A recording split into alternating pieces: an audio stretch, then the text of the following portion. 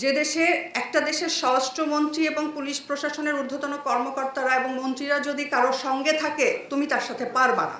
Divorce withdraw হয়নি, আমি তখনও তার ওয়াইফ না, তখন সে আমার সঙ্গে থাকে, আমার বাসায় স্টে করে। ফরিদপুরে আমি শুটিং করতে যাই, আমার ছেলেকে আমি নিয়ে গেছিলাম। তো শুটিং থেকে ব্যাক করে যখন আমি আমার ফরিদপুরের বাসায় যাই, তখন ফরিদপুরের শীর্ষ সন্ত্রাসী বোম ফারুক এবং তার গ্যাংকে দিয়ে আমার ছেলেকে কিডন্যাপ করায়।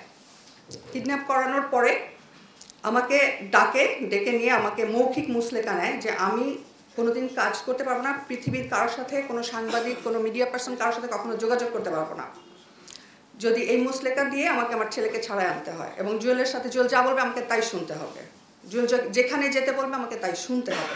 এই মুচলেকা আমাকে দিতে হয় বোম ফারুকের কাছে।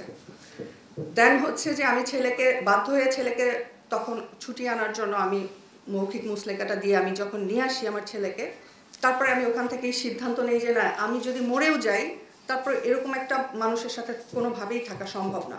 দেন আমি ঢাকায় ব্যাক করে দ্বিতীয়বার ডিভোর্স দিই।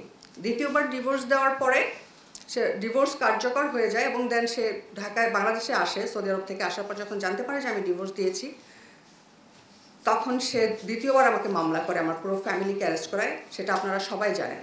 দ্বিতীয়বার যখন মামলা করে তখন মিডিয়া ট্রায়াল দিয়ে মিথ্যাচার করে আমাকে স্ক্যান্ডাল দিয়ে, যাতে আমি কোনো দিন কাউকে মুখ দেখাতে না পারি। কাজ তো অনেক দূরের কথা, আমি সমাজে কারোর কাছে কাউকে মুখ দেখাতে না পারি, সেটা আপনারা সবাই জানেন। আমি অ্যারেস্ট হয়েছিলাম এবং অ্যারেস্ট হওয়ার পরে আমাকে জেলখানায় নেওয়ার পরে ঠিক তার পরের দিন থেকে জুয়েল জেল গেটে যাওয়া শুরু করে আমাকে এটা বলার জন্য, আমাকে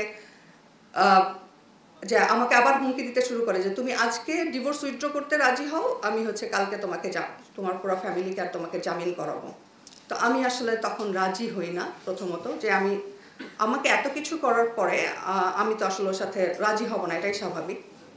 দেন আমাকে 3-4 দিন এরকম যে আমাকে যখন রাজি করাতে না পারে, তখন আমার মায়ের সঙ্গে দেখা করে এবং আমার মাকে বলে যে আপনার মেয়েকে রাজি করান, তা না হলে আপনার একটা ছেলে দেশের বাইরে থাকে আর একটা ছেলে তো দেশে আছে, তাকে কিন্তু গুম করায় রাখবো, খুঁজেও পাবেন না, আর আপনার নাতি, আপনাদের লাইফ সব শেষ হয়ে যাবে।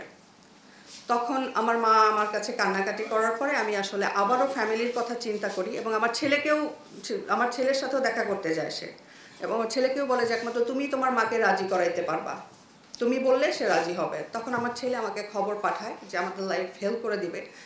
যে দেশে একটা দেশের স্বরাষ্ট্রমন্ত্রী এবং পুলিশ প্রশাসনের ঊর্ধ্বতন কর্মকর্তারা এবং মন্ত্রীরা যদি কারোর সঙ্গে থাকে তুমি তার সাথে পারবা না, এটা আমার ছেলে আমাকে বলে এবং আমার ভাইয়েরাও বলতে থাকে।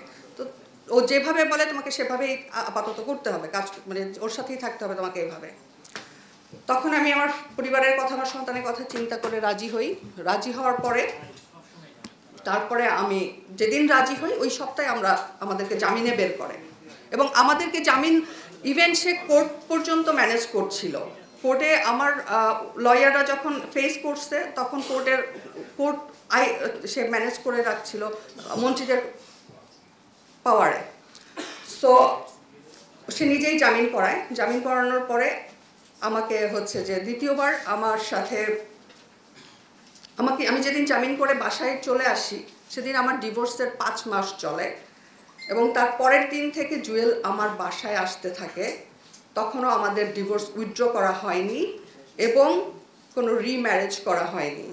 আমার বাসায় আসতে থাকে এবং ভয়ভীতি দেখিয়ে জোরপূর্বক আমার সঙ্গে স্টে করতে থাকে। আপনারা সবাই বুঝতে পারছেন তো, তাই না?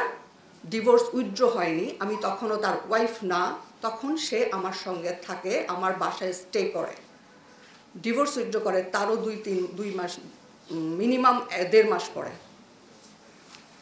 এবং কোনো রকম একটা কাগজের সাইন নিয়ে সে আমার সাথে রিম্যারেজের একটা নাটক করে আমার সাথে আবার থাকে। এখনো পর্যন্ত আমি তৃতীয়বার তাকে ডিভোর্স দেইনি।